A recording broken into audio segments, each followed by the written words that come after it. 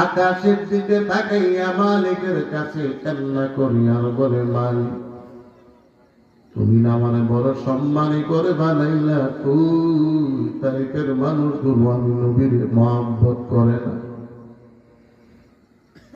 আল্লাহ কয়, জিবরাইল তাড়াতাড়ি যাও, আমার বন্ধুরে জানায় দাও, আমি আল্লাহ তাইফের মানুষের ব্যবহার দেখেছি এবং শুনেছি। জিবরাইল কই, নবী তাকায় দেখেন পাহাড়ে নিয়োজিত ফেরেশতারা হাজির, আপনি অনুমতি দেন প্রত্যেকটা তাইফের মানুষগুলোর আমরা ধ্বংস করে দেব, পাহাড়গুলোকে জমিনের সঙ্গে মিশায় দেব। জিবরাইল ডাক দেয়া কই, নবী আপনি দেখে আসমানের নিয়োজিত ফেরেশতারা হাজির, আপনি অনুমতি দেন। আল্লাহর কসম, তাইফের একটা মানুষকেও জিন্দা রাখবো না, আসমান ভেঙে তাদের উপর ছেড়ে দাও।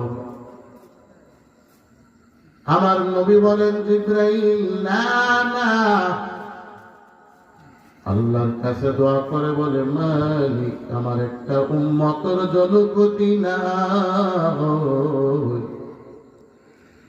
জিবরাইল কই, নবী আপনাকে তাইফের যুবকেরা আঘাত করতেছি, আপনি দোয়া করেন কারণটা কি?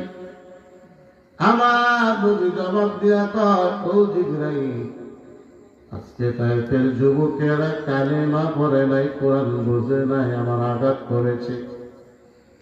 একটা সময় এমন আসবে তাইফের মানুষগুলো কালেমা পড়বে, কোরআন বুঝবি।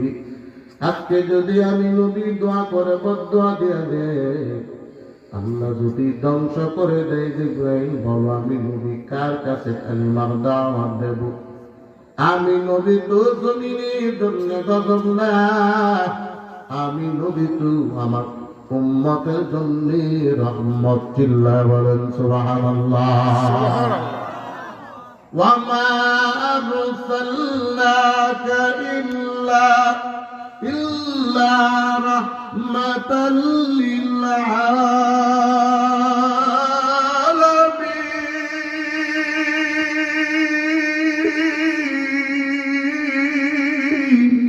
সুবহানাল্লাহ।